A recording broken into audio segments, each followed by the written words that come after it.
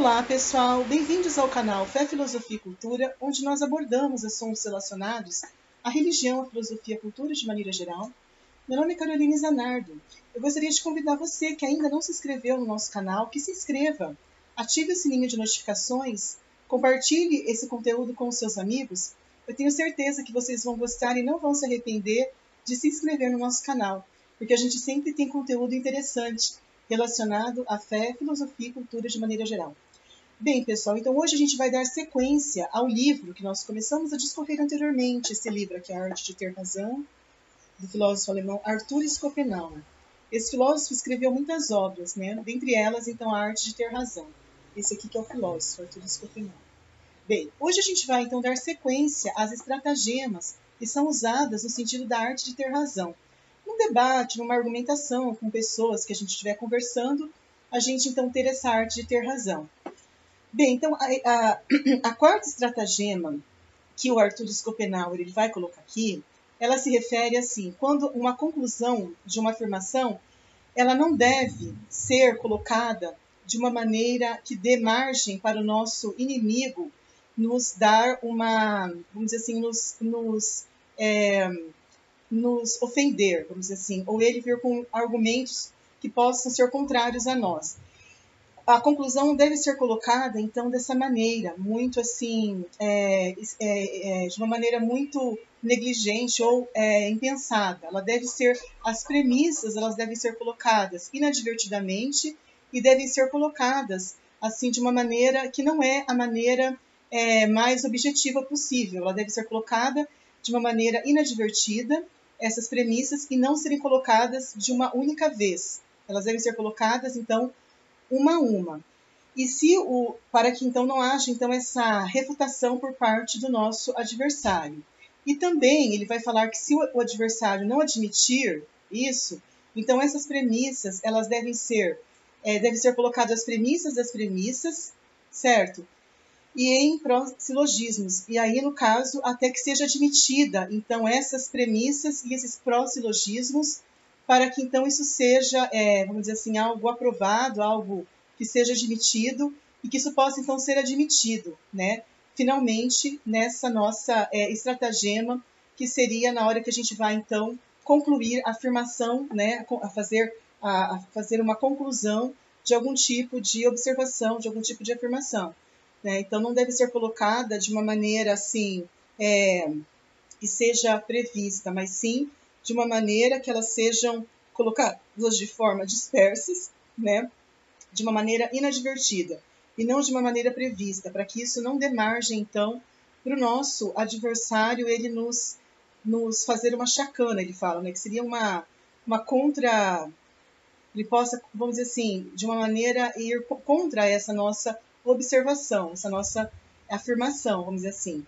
E aí ele vai falar para que, então, a questão ela possa se chegar, ela possa se afirmar. Então ele vai falar que há essa necessidade para que realmente essas premissas, então, caso esse nosso inimigo não as admita, então as premissas devem ser colocadas em pró-silogismos. Aí essas premissas e pró-silogismos, então, eles deverão ser admitido, né? Deve ser admitido que é tudo o que se espera para que essa questão seja resolvida, vamos dizer assim, né? Então, essa seria a estratagema número 4. A estratagema número 5, que o Schopenhauer retrata aqui, ele vai falar, por exemplo, que às vezes num debate, numa conversa que nós temos com o nosso interlocutor, né, vamos dizer assim, muitas vezes a gente vai usar premissas que são falsas, porque muitas vezes o nosso adversário, ele não acredita na premissa como sendo verdadeira, ele não a vê como verdadeira, né? E aí nós então devemos, ou então ele imagina que essa questão, essa tese, ela se desenvolva. Então a gente precisa, às vezes, usar premissas que são falsas com o nosso adversário. E na hora então que a gente for debater ali com ele, a gente vai considerar essas proposições que são falsas como se elas fossem verdadeiras, de acordo então com a visão de mundo do nosso adversário. A gente vai então usar essas proposições falsas, mas admitindo como verdadeiras, já que ele não admite, né? Como a gente falou, ele não a vê como verdadeira, mas a gente vai considerar como verdadeira ad hominem Por quê? Para que a gente possa, então, colocar essa nossa premissa, de acordo com a forma como funciona a opinião do nosso adversário, porque às vezes ele não pensa igual a gente, né? Então a gente tem que colocar dessa maneira, uma coisa falsa como se fosse verdadeira, de acordo com a mentalidade dele, entendeu? E aí, muitas vezes a gente também vai refutar proposições falsas, né? Com proposições falsas, entendeu? Também, e muitas vezes a gente vai então refutar proposições falsas com proposições falsas, que muitas vezes o nosso adversário considera como verdadeiras, mas a gente então vai fazer isso de acordo então com a mentalidade dele. Então, por exemplo, às vezes uma seita que ele acredita, a gente vai então colocar algumas questões da seita mostrando para ele que é algo às vezes que essa seita, por exemplo, ele é seguidor de alguma seita, né? E vamos supor uma seita que a gente não concorda, então a gente vai, essa seita que a gente não concorda, a gente vai rebater, refutando como eu falei, uma proposição falsa com proposições falsas, acreditando que são verdadeiras, para seguirmos aquilo que o nosso adversário pensa. Então, por exemplo, quando a gente vai falar, né, sobre uma seita, né, por exemplo, se ele é seguidor de uma seita que a gente não concorda, a gente vai então mostrar algumas questões dessa seita para o nosso adversário. Entende? Alguma coisa que não é, que é falsa, mas que ele acredita como sendo verdadeiro. Entende?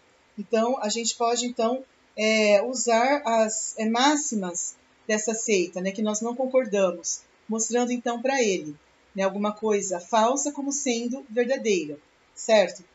Que é a maneira como ele pensa. Aí, a próxima estratagema que o Arthur Schopenhauer ele vai falar, ela também diz respeito. Por exemplo, às vezes, assim, existe uma coisa que nós postulamos e que nós devemos, que isso seria oculto, aquilo que deveria, a gente faz uma petit princípio ocultando aquilo, oculta postulando aquilo que deveria ser provado. Então, a gente vai ocultar aquilo que deveria ser provado. Então, nessa petit princípio que ele fala, né, oculta postulando aquilo que deveria ser provado. A gente pode, então, usar um nome diferente. Por exemplo, a gente pode... Ele dá alguns exemplos, né? A gente pode, então, usar um nome diferente, né? Então, ele vai falar, por exemplo, então, a gente vai, então, fazer vamos dizer assim, essa maneira de fazer essa premissa ou essa petit princípio, que a gente vai ocultar, então, isso, e a gente pode usar, né, com um nome, a gente pode usar com um nome diferente, por exemplo, um bom nome em vez de honra, por exemplo, a virtude, por exemplo, em vez de virgindade. Então, a gente vai fazer esse uso de um nome diferente para a gente, então, fazer essa estratagema número 6, que é ocultando aquilo que teria que ser provado, né? Ocultando, né? Deixando uma coisa oculta, aquilo que deveria ser provado. Então, ele vai falar, por exemplo, usando, então, um nome diferente. Que nome diferente, por exemplo? Um bom nome em vez de honra. Ou, de repente, a gente poderia usar, além desse bom nome, em vez de honra, a gente poderia usar, por exemplo, a virtude em vez de virgindade. Também ele vai falar de conceitos intercambiáveis, por exemplo, animais sangue vermelho em vez de vertebrados, animais de sangue vermelho em vez de vertebrados, né? E aí fazendo admitir o que é controverso, né? Por exemplo, às vezes aquilo que é controverso, por exemplo, a gente pode admitir uma coisa que é controversa num caso particular. Então, por exemplo, a gente vai, então, vamos por assim, contestar a questão da medicina, dizendo que o conhecimento humano também é contestável. Então, na verdade, a gente vai contestar uma coisa que no mundo particular é controverso. A gente vai, então, admitir no geral. Então, como eu falei, contestar, por exemplo, a medicina, porque, na verdade, o próprio conhecimento humano também seria contestável. Então, ele vai falar que seria uma maneira da gente postular ocultando aquilo que deveria ser provado. Então, como ele falou aqui, você usar um nome diferente, como eu falei, e também você, por exemplo, colocar, admitir uma coisa que no particular é controverso. Então, como eu falei, questões da medicina que são controversas, porque o próprio conhecimento humano é controverso, né? E ele vai falar também que questões que de repente que são provadas, que são ocultas, que a gente vai ocultar algumas questões, né? Porque a gente não consegue, como eu falei, admitir isso, porque às vezes são questões controversas. A gente tem que ocultar algumas coisas. Por quê? Porque são controversas, são coisas que, na verdade, elas não têm, digamos assim, nenhuma prova no mundo real, né? No mundo particular. Ela não tem nenhuma prova, não dá para você provar isso. Porque no mundo real isso é uma coisa que não dá para provar, é algo que a própria, vamos dizer assim, no mundo real isso não dá para provar, entendeu? Então ele coloca que é importante a gente ocultar determinadas coisas. E na última estratagema que a gente vai falar agora, que é afinal agora a sétima, depois a gente vai, nos próximos vídeos, discorrer sobre as outras estratagemas. O que o Schopenhauer ele vai falar dessa última estratagema que nós vamos então colocar aqui? Por exemplo, às vezes um debate onde é muito acirrado, onde se quer, às vezes, provar alguma coisa, aquela pessoa que está querendo provar uma determinada afirmação, ela vai interrogar aquela pessoa, o seu adversário, fazendo com que ele dê algumas afirmações que possam, então, responder, né, de acordo com os argumentos dele, tá, de acordo sob a ótica dele, aquela nossa afirmação. Então, a gente quer provar uma afirmação e a gente acredita que isso é verdadeiro, num debate que a gente se vê que é muito sério, muito importante, que a gente vê que é uma questão de disputa mesmo, a gente vai interrogar o nosso adversário e ele vai dar, então, os argumentos dele, as afirmações dele em relação àquilo que a gente está perguntando, certo? Então, ele vai dar, então, as afirmações dele para, então, tentar responder aquela dúvida que a gente tinha, que a gente queria, então, provar uma afirmação. Então, o nosso adversário, ele vai dar de acordo com a maneira como ele interpreta a opinião dele, né, as afirmações dele nesse nosso debate, né, que a gente vai, então, interrogar o nosso interlocutor ali, o nosso adversário, entendeu? Então, ele vai falar que nesse debate que nós temos com o nosso adversário, que isso vai fazer com que a gente possa, então, fazer perguntas que são perguntas, assim, mais gerais e não exatamente aquilo que, às vezes, realmente seria o mais provável, né? Aquilo que é o mais verdadeiro e genuíno, a gente vai fazer aquelas perguntas gerais. E os argumentos, eles vão ser dados sobre aquilo que nós estamos admitindo, certo? Porque, às vezes, aquelas pessoas elas não têm uma conclusão muito verdadeira e muito correta, elas têm uma visão um pouco vaga daquilo que a gente está colocando para ela. Então, é importante que a gente possa fazer perguntas que seriam além daquilo que realmente a gente admite, vamos dizer assim, mas os argumentos seriam em função daquilo que a gente admite, porque essas pessoas, às vezes, elas não têm conclusões muito interessantes, elas têm conclusões vagas, entendeu?